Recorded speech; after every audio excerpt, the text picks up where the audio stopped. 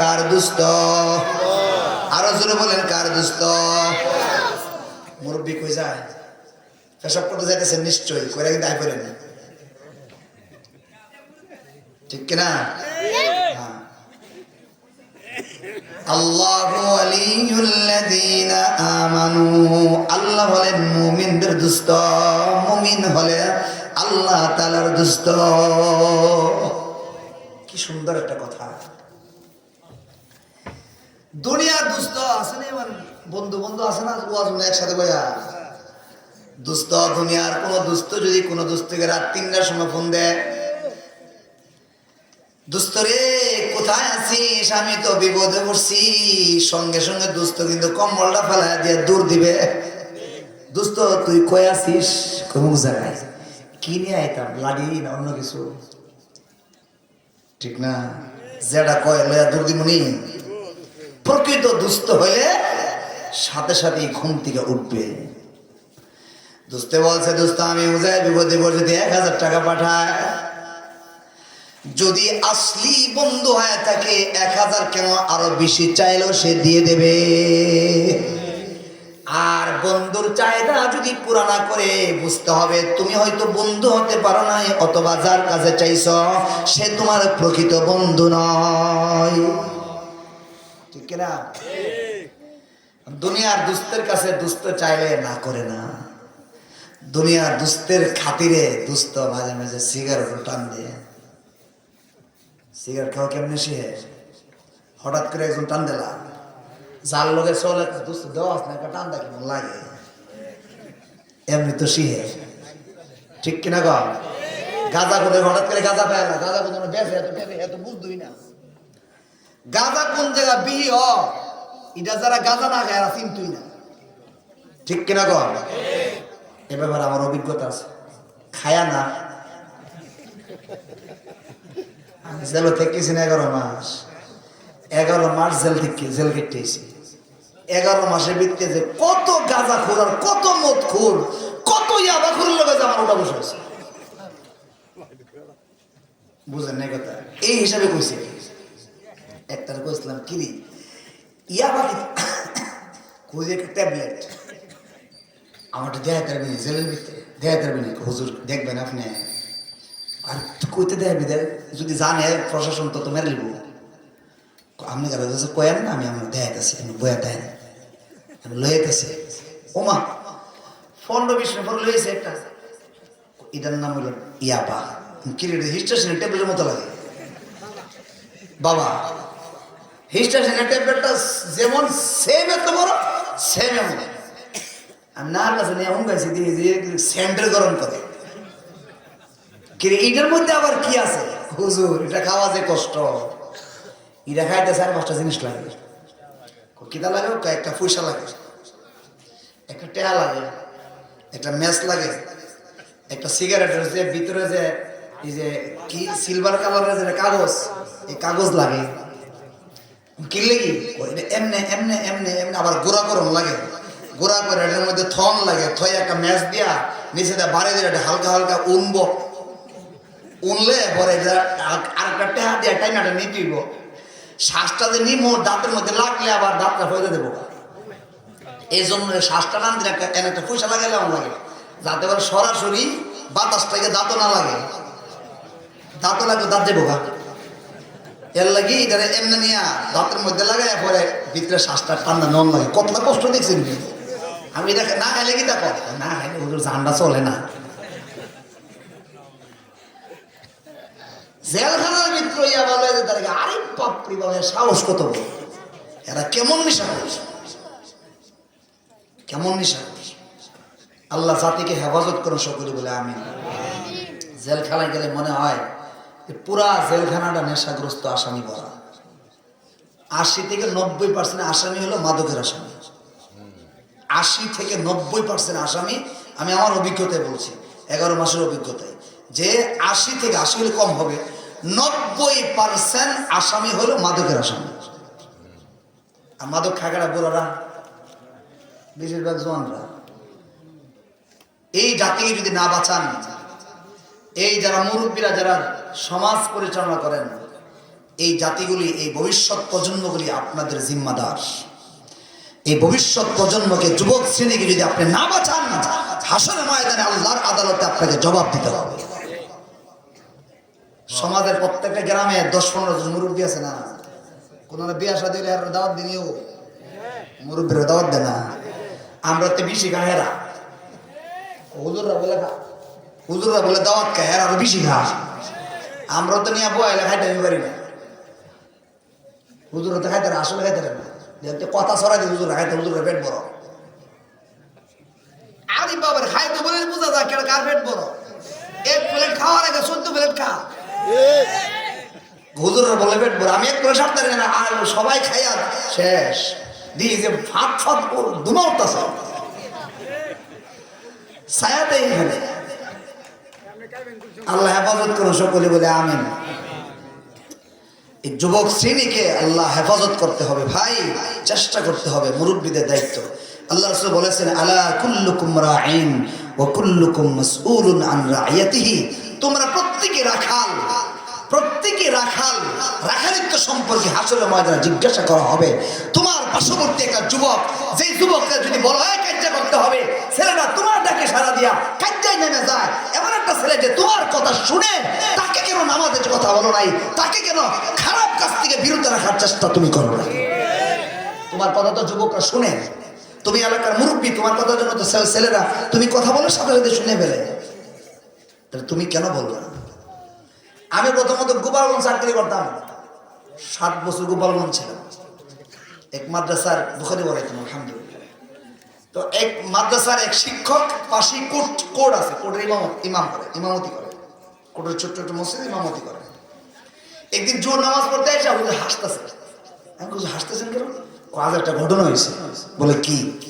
নামাজ যে পড়াইতাম গেছি জোর নামাজ, গিয়া দিয়ে মসজিদ বইরা, বারান্দা বইরা, সিঁড়ি বইরা, একবারে কোর্টের সামনে যে বারান্দা আছে এইটা সব বেরিয়েছে। পরে আমি এত মুসলিম তো জীবন আমি মতে করছি না।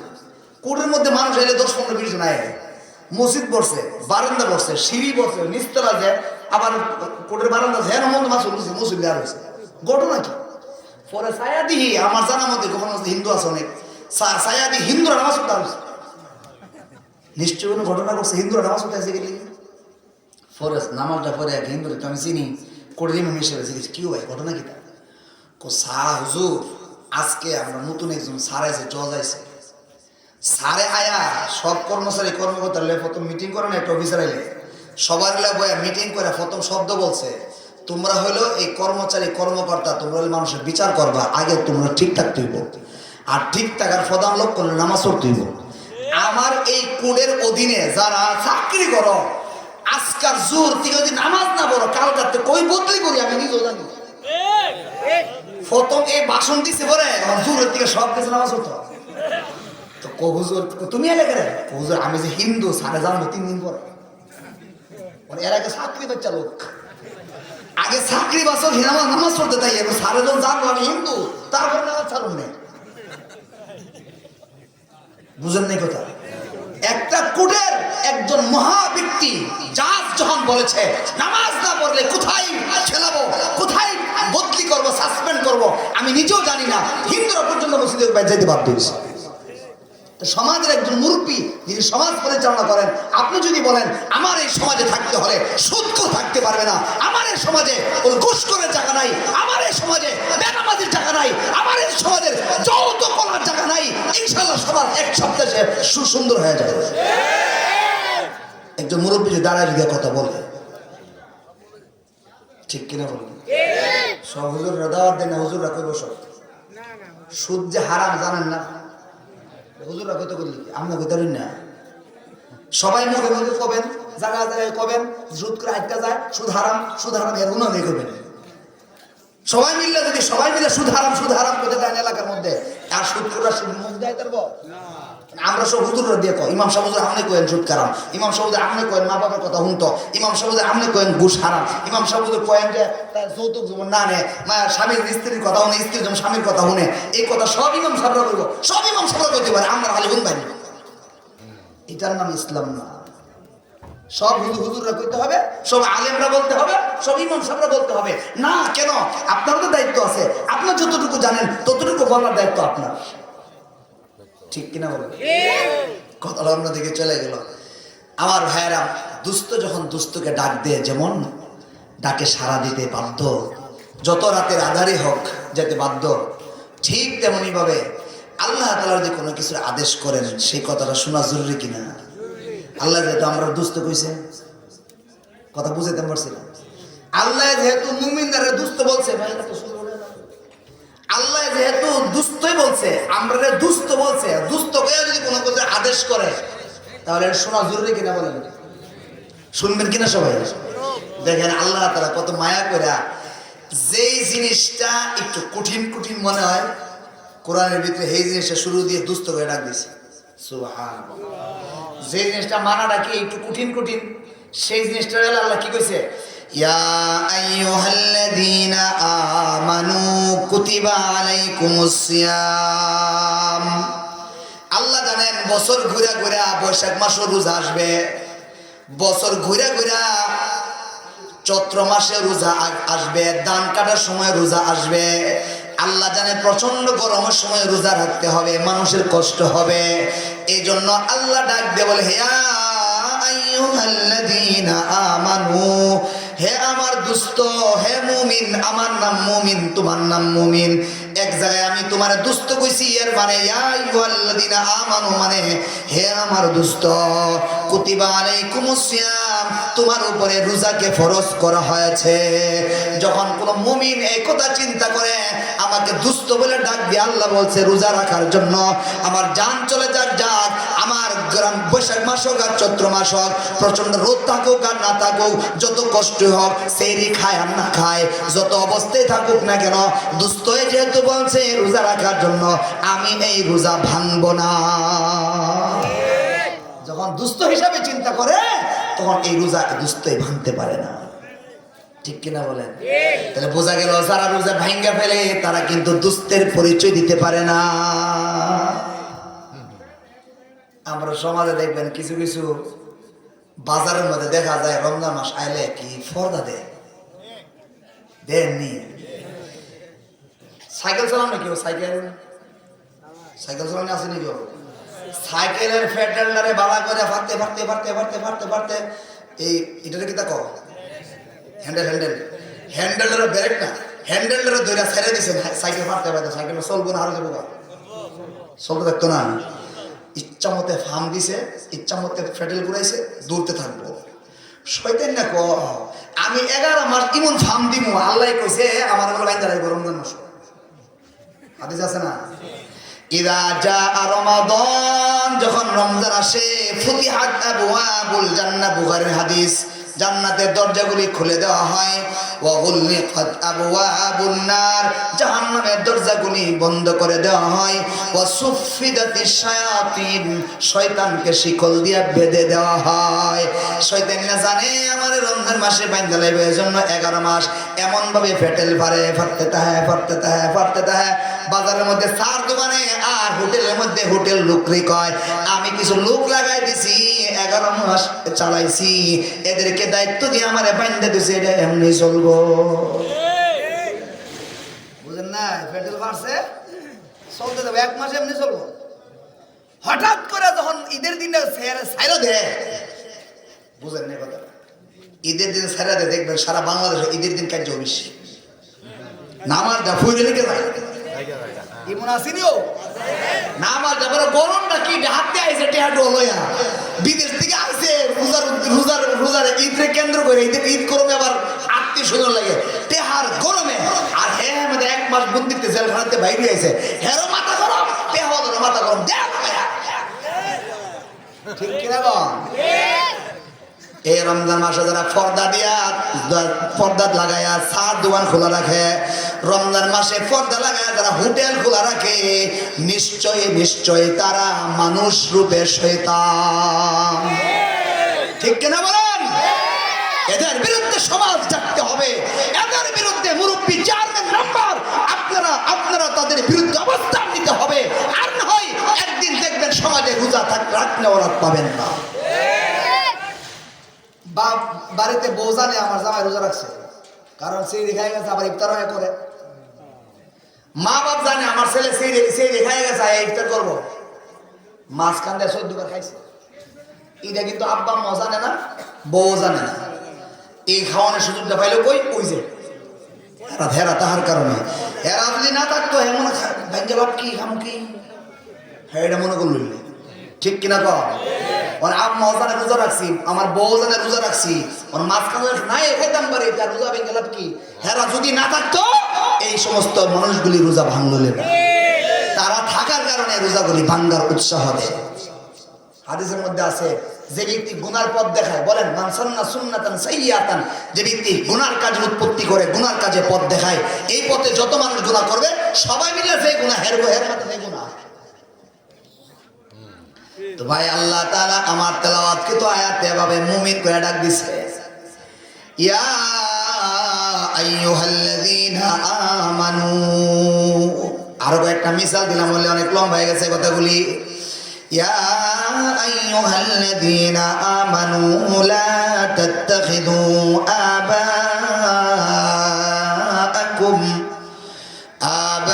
আবাআকুম ওয়া ইখওয়ানাকুম আউলিয়া। আল্লাহ তাআলা বলেন, তোমাদের জন্য আমি আদেশ করেছি মা বাবার কথা শুনতে হবে, মা বাবার কথা মানতে হবে, মা বাবার বাইরে চলা যাবে না। মা বাবার মুআফিক তোমাকে জীবন যাপন করতে হবে, এমন বহু আদেশ আছে। আর মানুষ কিন্তু সব জায়গায় দুর্বল না হলেও মা আর বাবার কাছে কিন্তু মানুষ দুর্বল থাকে, ঠিক কিনা? এই জন্য আল্লাহ এখানে এমন একটা কথা বলবেন যে কথাটা মানুষকে মানতে অনেক কষ্ট হয়ে যাবে। এই জন্য আল্লাহ তাআলা বলেন, ইয়া আইয়ুহাল্লাযীনা আমানু, হে আমার দোস্ত, তোমরা একটা কঠিন আদেশ দেব। একটা জায়গায় এমন আছে যে জায়গায় তুমি তোমার মার কথাও শুনতে পারবে না। একটা জায়গা এমন আছে দুনিয়াতে যে জায়গায় তুমি তোমার আব্বার কথাও শুনতে পারবে না। সব জায়গায় বলতে শুনতে হবে, এই জায়গায় তো শুনুন যেত না, না শোনাটা কি সহজ না কঠিন? কঠিন।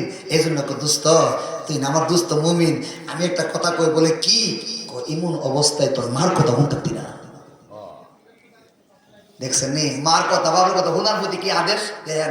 আমি নামাজ দাঁড়াইছেন, আল্লাহু আকবার, ঘরের দূরের থেকে এক জায়গায় দূরত্বে আম্মা ডাকতেছে, পুত্রে তুই করি আমি বিপদে পড়ছি। ইসলাম কি বলে? নামাজ ছেড়ে দাও। কি বলে? নামাজ ছাড়ো। মা ডাকতে ছাড়ে যাও, মার জরুরত পুরা করে পরে আবার নামাজ পড়ে। ইসলাম কিন্তু এটা বলে, নামাজ ছাড় কেউ বলে।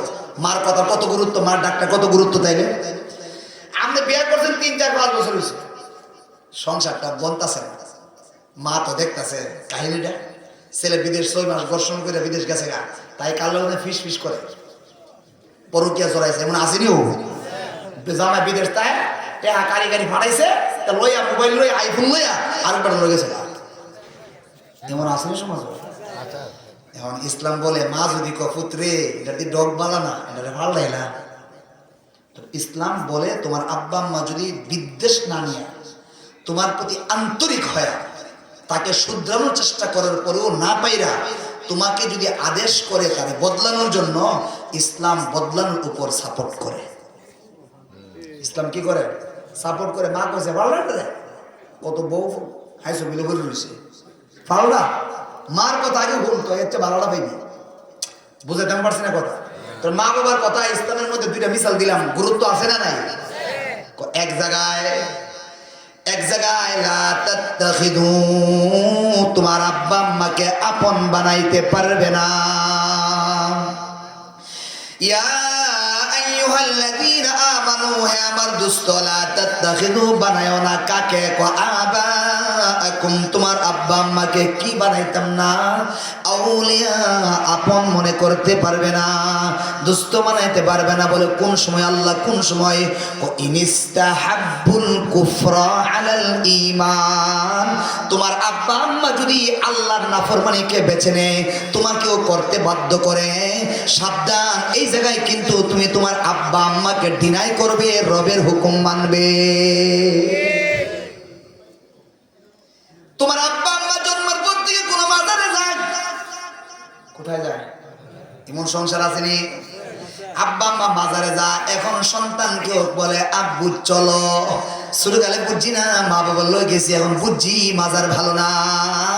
আব্বা আম্মার দেখছি সেখানে গিয়ে সেজদা করে, ভক্তি করে, মাথা নেচা রায় পায়ের মধ্যে সেজদা করে। এখন আব্বা আম্মা বলতেছে চল চল চল আমাদের সঙ্গে চলো। একদিকে মা বাবা বলে চলো মাজারে চলো, বাবার কাছে চলো, সেজদা করো। আর এদিকে ইসলাম বলে না না না, রব এখানেও খুশি হয়ে যাবে, নারাজ হয়ে যাবে। এই জায়গায় আব্বা আম্মা নারাজ হতে পারে, আমার রবকে আমি নারাজ করতে পারি না। যে জায়গায় রব নারাজ হওয়ার সম্ভাবনা আছে, যে জায়গায় রব্বে কারীম নারাজ হবে, যে জায়গায় আমার ইসলাম বলুন ইসলাম নিচু হয়ে যাবে।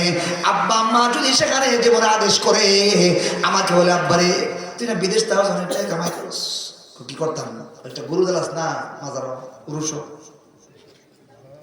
হ্যাঁ মা কইছে ফুতে, আচ্ছা আম্মা তুমি কইছো দিলাম না। এই জায়গায় আদেশ করছে, মা আদেশ করছে, এই আদেশটা মানা যাবে না। শব্দ এই আদেশ মানা যাবে না। এমন আদেশ যে আদেশ শুনলে রবের নাফরমানি হবে, যে আদেশ শুনলে আমার রব সন্তুষ্টি হবে। এই জায়গায় তুমি তোমার আব্বা আম্মাকেও তুমি কথা মানতে পারবে না। আব্বা আম্মার কথা যদি না মানুন যা, নেতার কথা মানুন যাব, বুঝতে পারছেন? আব্বা আম্মার কথা কোন কোন জায়গায় আব্বা আম্মার কথা মানা যাবে না। হযরত আবু হুরায়রা রাদিয়াল্লাহু তাআলা ইসলাম গ্রহণ করেছেন। হযরত আবু হুরায়রা রাদিয়াল্লাহু তাআলা ইসলাম গ্রহণ করার পরে তিনি মার এত ভক্ত ছিলেন, মার কাছে যাইতেন। কে যেন বলে দিছে তুমি তোমার ছেলের প্রতি তুমি জানোনি, খবর জানোনি, বলে কি হয়েছে, তোমার ছেলে তো ইসলাম ধর্ম গ্রহণ করলে। মা বলছে আমার ছেলের প্রতি আমার এতটুকু বদ্ধমূল ধারণা, আমার ছেলেকে যদি আমি বলি তো বাবার এইটা ছাইরা দিয়া চলে আসো, নিশ্চয়ই আমার ছেলে চলে আসবে, আমার কথা শুনবে। ডাইরেক্ট অর্ডার না দিয়া প্রতিদিন আসার পরে জিজ্ঞাসা করে বাবারে তুমি কি মুহাম্মাদের ধর্ম নিয়ে আইছো না ছাইরা আইছো? হযরত আবু হুরায়রা বলেন মা যখন আমাকে এভাবে জিজ্ঞাসা করে, নরমাল ভাবে জিজ্ঞাসা করে, আমি কোনো কথার উত্তর দেই না, চুপচাপ আসি, চুপচাপ চলে যাই, এই কথাটার কোনো উত্তর দেই না। একদিন আমি বাড়িতে আসছি, আবু হুরায়রা বলেন একদিন বাড়িতে আসার পরে আমার মা আমাকে জিজ্ঞাসা করে বাবা মুহাম্মাদের ধর্ম ছাড়বে কিনা বলো, এক কথা উত্তর দাও। আজকে উত্তর না দিলে তুমি ঘরে ঢুকতে পারবে না, এক কথাই বলতে হবে তুমি মুহাম্মাদের ছাড়বে কিনা বল। আমি মা হিসাবে বলছি মুহাম্মাদের ধর্ম তোমাকে ছাড়তেই হবে। ভাইরা আমার, হযরত আবু হুরায়রা রাদিয়াল্লাহু তাআলা বলেন মা যদি আমাকে জিজ্ঞাসা করছে ধর্ম নিয়ে আসছো না ছাড়া আসছো, নরমাল মনে করছি, উত্তর দেই নাই। কিন্তু আজকে যখন আমাকে খুব জোরে সুরে বলতেছে, খুব ধিক্কার দিয়া বলতেছে, তখন আমি ভাবলাম মা যদি আজকে জবাব না দিই তাহলে মনে হয় মা আজকে মানবে না। এই চিন্তা করা জবাব দিয়া বলে দিলাম মা শুনে রাখো, আমি তোমার ছেলে বলছি আজকে উত্তর দেব, আর জীবনে কোনোদিন উত্তর দেব না। মা শুনে রাখো, তোমার আদেশগুলি আমার কাছে শিরোধার্য, কিন্তু আজকে এমন একটা জিনিসের হুকুম করতেছো, মনে রাখো আমার দিলের মধ্যে মহান রব্বুল আলামিন এমন ভাবে বসে গেছে, মহান রব এমন ভাবে বসে গেছে। মা তোমার কাছে বলতেছি আমার রব আমার এখান থেকে আর কোনোদিন বের হবে না গো মা। রবরে বসে গেছি, রবের পরিচয় পাওয়া গেছে, এ রব আমার কলব থেকে আর বের হবে না। আর মা শুনে রাখো, আমি আবু হুরায়রা এই হাতটা এমন একটা মহামানবের হাতের সঙ্গে লাগছে, আর কোনদিন সেই হাত থেকে আমি আবু হুরায়রার হাতটা ছুটবে না। হযরত আবু হুরায়রা রাদিয়াল্লাহু তাআলা মার কথা শুনছে, মার কথা কিন্তু এই জায়গায় শুনে নাই। এই কথা উত্তর দেওয়ার সঙ্গে সঙ্গে মার এতদিন আশা ছিল পুতে কথা শুনবে, ছেলে কথা শুনবে। যখন মার সামনে দ্ব্যর্থহীন কণ্ঠে উত্তর দিয়া দিছে, মা সাথে সাথে আবু হুরায়রাকে পিটান শুরু করছে। কিতাবের মধ্যে আসছে আবু হুরায়রা রাদিয়াল্লাহু তাআলা রক্তাক্ত হয়ে গেছেন, আর বাসার ভিতরে ফিরেন নাই, হযরত রাসূল করিম সাল্লাল্লাহু আলাইহি ওয়াসাল্লামের দরবারে চলে গেছেন। আল্লাহ রাসূল সঙ্গে অনেক সাহাবায়ে কেরাম ছিলেন। আবু হুরায়রা যখন সেখানে গেছেন, যাওয়ার সঙ্গে সঙ্গে তিনার এই অবস্থা দেখে হযরত রাসূল করিম দাঁড়ায় গেছেন, তিনার সঙ্গে সাহাবায়ে আজমাইন দাঁড়ায় গেছেন। বলতেছেন আবু হুরায়রা, তোমাকে এই দশা কে করছে? তোমাকে কে আহত করছে? কে মারছে বলো। আমি মুহাম্মদ সহ আমার সাহাবায়ে কেরাম সবাইকে নিয়ে তোমার এই মারের প্রতিশোধ নেব। কে মারছে বলো। আমার ভাইরা, হযরত আবু হুরায়রা ভদ্রতার সঙ্গে মার কথাটা বলতেছেন। মার কথা বলার পরে আল্লাহ রাসূল সাল্লাল্লাহু আলাইহি ওয়াসাল্লাম বলেন, আবু হুরায়রা, তোমার মা তোমাকে মারছে, আমি মুহাম্মদের সেখানে আর কিছু করার নাই। দেখছেন, এর মার সম্মানও দিয়ে দিছে। আবু হুরায়রা ইসলাম ধর্ম ছাড়া নাকি লেগে মারছে? নেই মারছে না অন্যায় মারছে? অন্যায়। কি মারছে বলেন? অন্যায় মারছে, অন্যায় ভাবে মারছে। সেই জায়গায় রাসূল বলে, তোমার মা তোমাকে মারছে, আমি মুহাম্মদের সেখানে কিছু করার নাই। আর আমগো দেশে কিছু ছেলে মেয়ে আছে, মা বাবা যদি ধমক দেয়, সর্দারের কাছে বিচার দেয়, দেনে আমার কিছু দেয়, মা বাবাকে সর, হ্যাঁ আমার বাবা এটা করছে, আমি আইন সর্দার কথা আইতাছি। আর রাসূল কয় কি, তোমার মা মারছে, আমার কিছু করার নেই। আর আমরা দেশের ঘুষ খাই না সর্দারটি, মার বিচার করতো, বাপের বিচার করতো, ঠিক কিনা গো? আর সন্তান যদি তোমার কাছে বিচার নিয়ে আসে, পারলে জুতাটা বাড়ি দিয়ে দাও। মার বাবার নালিশ করতে আসছিস কে? মা যদি তোরা মারাতে মারছে গে যা, পারলে এটা করে দাও। কিসের বিচার? মা মারছে, আবার বিচার কিসের? তোমার বাবা তোমাকে আঘাত করেছে, সেখানে বিচার কিসের? তোমার বাবার কাছে তুমি যাই মা বিচার দিতে আসছো কেন? মা বাবার বিরুদ্ধে কোনো বিচার নেই, বলেন? মা বাবার বিরুদ্ধে কি নাই? কোনো বিচার নেই। অন্যায় করা থাকলো বিচার নেই। আল্লাহর কাছে দোয়া করো, আল্লাহ আমার মা বাবার অন্তর চোখ খুলে দাও, সেজন্য সঠিকভাবে সন্তানদের মাঝে এগুলি সবগুলি ভাগ বন্টন করে। তুমি দোয়া করো আল্লাহর কাছে, বলে দাও আল্লাহর কাছে সুন্দরভাবে ভদ্রতার সঙ্গে তুমি তোমার কথা বলো, কিন্তু মা বাবার বিরুদ্ধে কোনো গ্রাম্য ব্যক্তির কাছে, কোনো সরকারের কাছে, কোনো নেতার কাছে বিচার দেওয়া চলবে না। আবু হুরায়রা কথাটা ঠাস করে ঘুরে নিয়েছে, ইয়া রাসূলুল্লাহ, আমি আমার মার ব্যাপারে আপনার কাছে নালিশ করি নাই। বলে কি করছো? আমি আপনার কাছে বলছি আপনি আমার মার হেদায়েতের দোয়া করে দেন। আবু হুরায়রা রাদিয়াল্লাহু তাআলা আবার ডাক দিয়ে বলেন, হযরত রাসূল করিম বলেন, আল্লাহুম্মা হাদি উম্মা আবি হুরায়রা। সুবহানাল্লাহ। আল্লাহুম্মা হাদি উম্মা আবি হুরায়রা, আল্লাহুম্মা হাদি উম্মা আবি হুরায়রা। ওগো আল্লাহ, আপনি আবু হুরায়রার মাকে হেদায়েত দিয়ে দেন, হেদায়েত দিয়ে দেন। এইভাবে তিনবার দোয়া করেছে সাহাবায়ে কেরাম, আমিন আমিন বলছে। আর আল্লাহর রাসূল সাল্লাল্লাহু আলাইহি ওয়াসাল্লামের দোয়া শুনে আবু হুরায়রা খুশি দূর মারছে। খুশি দূর বুঝেননি? কোন ইচ্ছা দূর দিছে, দূর দিয়ে আরে তুই তোর রাসূল, তোমার রাসূল তোমার মার হেদায়েতের জন্য দোয়া করো, তুমি দৌড়াও কে? এবার বলেন, আমার হাবিব আমার রাসূল দোয়া করছে আমার মার হেদায়েতের জন্য, নিশ্চয়ই দোয়া কবুল হবে। বাকি আমি পরীক্ষা করব, আমি আগে দৌড়ায় আমার কাছে যাইতে পারি নাকি আমার নবীর দোয়াটা আমার কাছে আগে যায়। এবার আল্লাহ রাসূল সাল্লাল্লাহু আলাইহি ওয়াসাল্লামের দোয়া করছেন, আবু হুরায়রা দৌড়ায় বাড়িতে গেছেন, যা বলতেছেন অন্যান্য দিনের মতো ডাক দিয়েছেন, আইনা ইয়া উম্মি, মা তুমি কোথায়? আওয়াজটার সঙ্গে সঙ্গে ঘর থেকে আওয়াজ আসছে, বলতেছে বাবারি তুমি আইছো, আমি তোমার মা বলছি, তুমি কিন্তু যাও না, তোমার সঙ্গে তোমার মা আমার কথা আছে।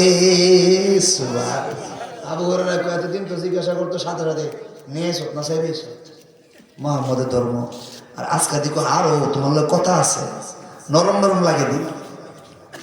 বেড়ে আসছে, আসার পরে আবু হুরায়রা বাবারে আমার দিলটার মধ্যে জানে কি হয়েছে, তুমি আর কথা কও না, আমার নিয়ে তোমার রাসূলের কাছে দৌড়ায়া চলো। আবু হুরায়রা মনে মনে কয় কাম হয়ে গেছে, আমি একা আইতাম পারছি না, রাসূলের দোয়া হয়ে গেছে। এবার আল্লাহ রাসূলের কাছে যায় বলতেছেন, ইয়া রাসূলুল্লাহ কোনো অভিযোগ নাই, কোনো কিছু নাই, আলকি আলাইয়াল ইসলাম, আমার উপর ইসলামের কালিমা দিয়া আমাকে মুসলমান বানায়া দেন। ভাই আমার ঘটনা পুরোটা বললাম, বাকি মাঝখানে কথাটা আবু হুরায়রা রাদিয়াল্লাহু তাআলা মায়ের তো ভক্ত ছিল, বলছে মুহাম্মদের ধর্ম ছেড়ে দিতে হবে। আবু হুরায়রা বলছে মা আজকেই প্রথম বলছি, আজকে শেষ বলছি, কোনদিন আমার এই হাত মুহাম্মদের হাত থেকে ছুটবে না। তুমি ছুটে যেতে পারো, তুমি চলে যেতে পারো, তোমাকে মা হিসাবে আমি না বলতে পারি, তোমার কাছ থেকে চলে যেতে পারি, কিন্তু মুহাম্মদের ধর্ম আমি কোনোদিন ছাড়তে পারি না। ভাইরা আমার, এই জন্য আল্লাহ তাআলা কঠিন জিনিস বলেছেন লা তাত্তাখিযু আবাআকুম ওয়া ইখওয়ানাকুম। আরেক জায়গায় বলতে পরের আয়াতে বলতেছেন মানুষ 7 জায়গায় দুর্বল থাকে। 1 নাম্বার আবাউকুম তোমাদের মা বাবা, 2 নাম্বার আবনাউকুম তোমাদের ছেলে মেয়ে, 3 নাম্বার ওয়া ইখওয়ানুকুম ভাই বারাদার ভাই বোন, 4 নাম্বার ওয়া আজওয়াজুকুম তোমাদের স্ত্রী, 5 নাম্বার ওয়া আশিরাতুকুম তোমাদের গ্রাম গোষ্ঠী তোমাদের বংশ, 6 নাম্বার ও আমওয়ালুন ইকতারাফতুমুহা তোমাদের কামাইকৃত সম্পদ, আর 7 নাম্বার হলো তিজারাতুন তাখশুনা কাসাদাহা ব্যবসা তুমি করো। এই 7টা জায়গার মানুষ দুর্বল থাকে। এই 7টা যদি জায়গা তোমার হারায়ও যায়, মা যদি তোমার হারায় যায়, তুমি তোমার মার কথা না শোনার কারণে মা বলতেছে তুমি এই কাজ করো, এই কাজ করা যাবে না, আল্লাহ নারাজ হবে, তোমার ছেলে মেয়ে নারাজ হয়ে তোমার উপরে এই কাজ করলে তোমার এই কাজ করতে হবে। অর্থাৎ এই 7 জায়গায় এমন একটা অবস্থা দাঁড়িয়েছে, 7 জায়গাকে মহাব্বত করব না, আল্লাহকে মহাব্বত করব, রাসূলকে ভালোবাসবো। আল্লাহ বলে দিয়েছেন তোমার এই 7টা ত্যাগ করা লাগে আল্লাহ এবং রাসূলের ভালোবাসা পাওয়ার জন্য, আল্লাহ এবং আল্লাহ রাসূলের কথা শোনার জন্য প্রয়োজনে 7টাও ত্যাগ করতে হবে। রাসূলের কথা আল্লাহর কথাকে অমান্য করা যাবে না, করা যাবে না। এজন্য আমার ভাইরা, আমরা তো চিনি, আমরা তো আমাদের রবকে চিনি, আমরা আমাদের রাসূলকে চিনি, কোরআন চিনি, সুন্নাহ চিনি, আমরা কোনো নেতা চিনি না, আমরা প্রয়োজনে মা বাবাকে চিনি না। কোরআন হাদিসের সামনে, আল্লাহর সামনে, রাসূলের রিসালাতের সামনে আমরা আল্লাহ এবং রাসূলকে চিনি, দুনিয়ার সব কিছু আমরা চিনি না। এটাই আমাদের আখলাক, এটাই আমাদের পরিচয়, আমাদের আকাবেরদের পরিচয় এটাই। সাহাবা আজমাইন হযরত উমর ফারুক রাদিয়াল্লাহু তাআলা সহ রাসূল করিম সহ এই যে মশওয়ারা বসছেন, 70 জন বদরের মধ্যে 70 জন কাফের ধরা পড়ছে, বন্দী হইছে, আসরা বন্দী হইছে। বন্দী হওয়ার পরে আল্লাহ রাসূল কয় এই 70 জন ব্যাপারে তোমরা কি খেয়াল, 2 মিনিট শেষ করে দিয়েছি, যে 70 জন ব্যাপারে তোমাদের খেয়াল কি? আবু বকর বলে ইয়া রাসূলুল্লাহ তা আমরা ভাই বারাদার মাফ করে দিলেন, জরিমানা লয়া। ওসমান বলে তোমার কি খেয়াল? হুজুর এক কথা আবু বকর চলে গেছে। আলী তোমার কি খেয়াল? এক কথাই জরিমানা লয়া কি করে দেন? সারা দেন। পরে সব সাহাবায়ে কেরাম বলা বলে ওমর তুমি তো কথাটা তো কও না। ইয়া রাসূলুল্লাহ আমি ওমরের কথা আর সবার সাথে মিলবে না, যদি আপনি বলেন আমি উত্তর দেব। হ্যাঁ বলো। ওমর বলতেছেন ইয়া রাসূলুল্লাহ আপনি যখন দাওয়াত দেওয়া শুরু করেছেন মক্কায়, দাওয়াত দেওয়ার পর থেকে আলামিন থেকে আপনি হয়ে গেলেন তাদের চোখের কাঁটা, তারপরে ময়দানে আপনাকে রক্তাক্ত করছে, শেষ পর্যন্ত সে আবু তালেবের ঘরে আপনাকে 3 বছর জেলখানায় আটকে রাখছে, 1 সেকেন্ডের জন্য ঘর থেকে বাইরে হইতে দেয় নাই, আপনাকে আবদ্ধ করে রাখছে। শেষ পর্যন্ত সাফা মারওয়া মুজদালিফা মিনা আরাফা হাতিমে কাবা মুলতাজাম মিজাবে রহমত হাজরে আসওয়াদ আল্লাহর ঘর সহ সমস্ত মাশাআর মাআলিমগুলি আপনি তাদের কারণে ছাড়তে বাধ্য হয়েছেন। তারা আপনাকে মক্কা থেকে বিতাড়িত করে দিছে, তারা আপনাকে মক্কা থেকে বাইর করে দিছে। এবার আপনি মদিনায় চলে আসছেন, মদিনায় আসার পরও তারা শান্তিতে থাকতে দেয় না। সেই মক্কা থেকে আপনাকে যুদ্ধ করার জন্য, আপনাকে মারার জন্য চলে আসছে। আমার খেয়াল হলো একটারও মাথা রাখা যাবে না, সব কোনারে মাথা ফালাইয়া দেন।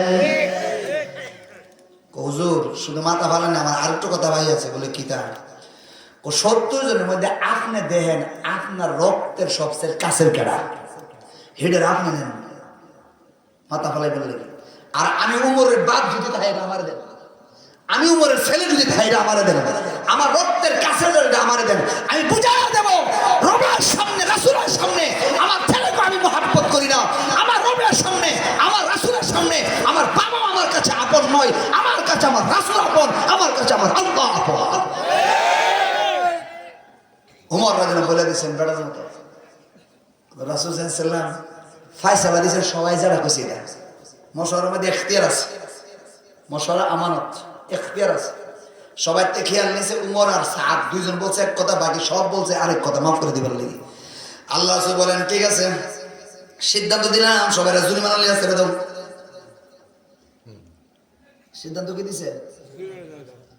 সাথে সাথে আল্লাহ আয়াত নাযিল করছে। উমর যে খেয়াল দিছে সেই খেয়াল অনুপাতে আল্লাহ তাআলা আয়াত নাযিল করে দিয়েছে। উমর কি বলেন? মা কানা লিনাবিয়্যিন আইয়াকুনা লাহু আসরা হাত্তা ইউসখিনা ফিল আরদি। সূরা আনফাল। আল্লাহ বলেন মা কানা লিনাবিয়্যিন, নবীর জন্য তো এটা উচিত হয় নাই এই বন্দিনীদের সাইডে দেওয়ান। সবটা কেন হারাইলেন না কে? আপনি এটা কি করলেন? আপনি জরিমানা লইলে ছেড়ে দিলেন। উমর রাদিয়াল্লাহু আনহু যে খেয়াল দিয়েছেন এটাই আল্লাহর খেয়াল ছিল। উমর বলেছেন রবের সামনে আর রাসূলের সামনে রবকেই চিনতে হবে, রাসূলকে চিনতে হবে, পৃথিবীর অন্য কিছু নয়। নামাজ পড়তে গেলে যখন বাধা আসে, বাধা মানা যাব।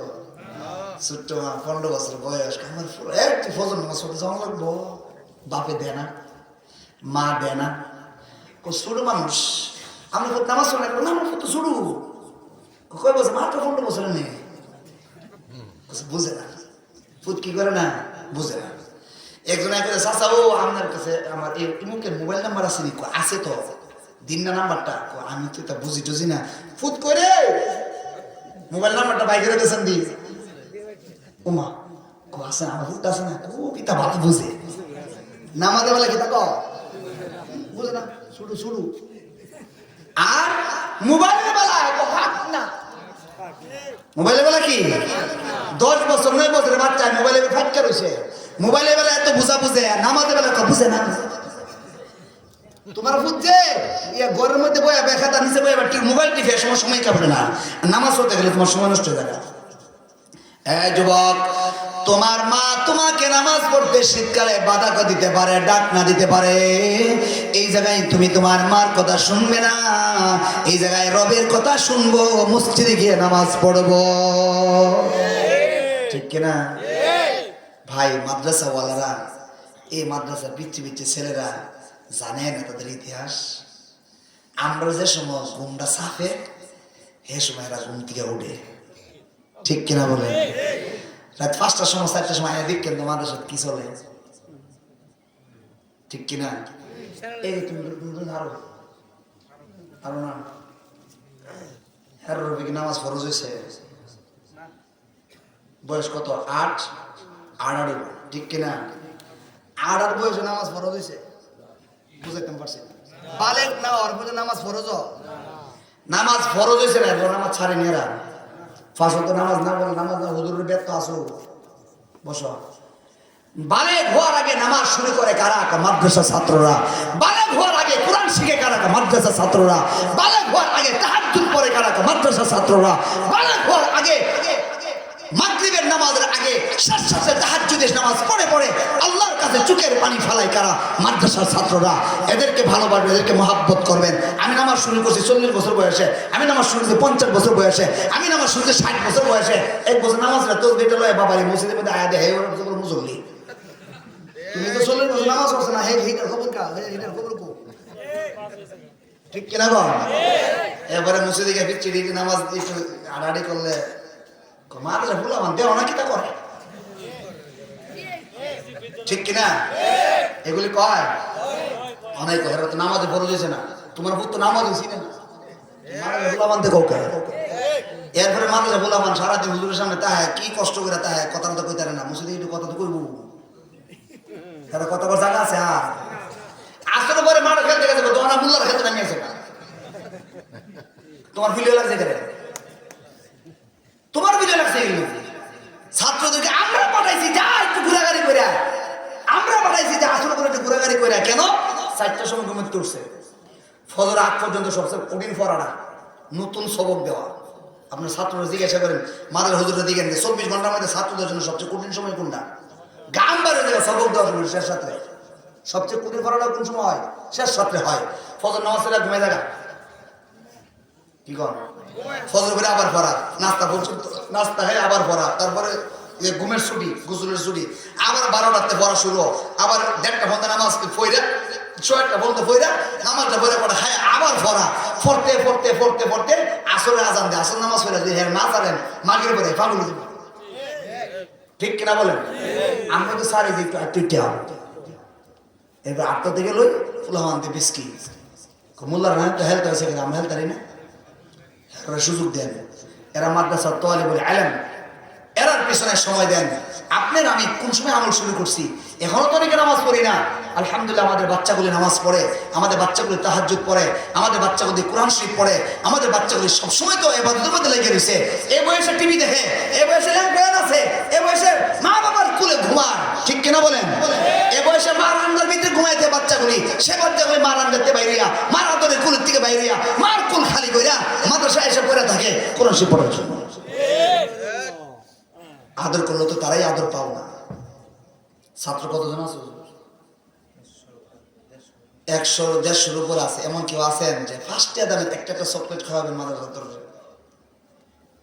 কেউ আছেন যে কোনো দিন আপনার খুশি মতো আল্লাহ কবুল করে সকলে বলে আমিন 2 দিন এমন কেউ আছেন যে আমি 10টা দামের একটা চিপস খাওয়াবো সবাই আল্লাহ কবুল করে সকলে বলে আমিন এমন কেউ আছেন যে ওই বড় বড় বুড়িটি আছে 180 টাকা করে দিবেন বুড়িটি একটা বুড়ি খাওয়াবেন কেডা করে 4-5 কেজি আনলো আল্লাহ কবুল করেন সকলে বলে আমিন এমন কেউ আছেন যে হুজুর আমার সুযোগ মতো আমি একটা আপেল খাওয়াবো সব ছাত্ররা মাশাআল্লাহ আল্লাহ ভাইকে কবুল করেন সকলে বলে আমিন হাত নামান এমন কেউ আছেন যে 2-4 জন মিললা আমরা এই ফুলাবান্ডে একদিন বিরিয়ানি খাওয়াবো কেউ আছেন বেশি লাগবে না 7-8 হাজার টাকা লাগবে মুরগি পোলাও খাওয়া হলে মুরগি বিরিয়ানি খাওয়া হলে 7-8 হাজার টাকা মাত্র কেউ আছেন